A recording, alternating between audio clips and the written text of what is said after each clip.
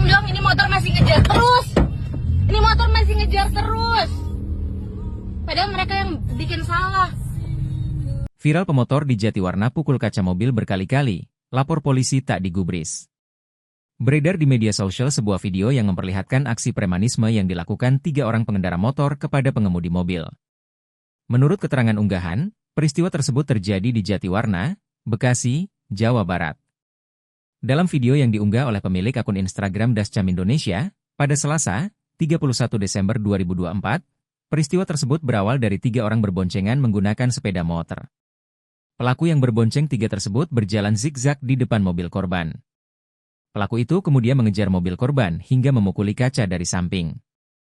Dilansir dari keterangan unggahan, korban mengatakan jika dirinya sudah melapor namun tak digubris oleh pihak kepolisian.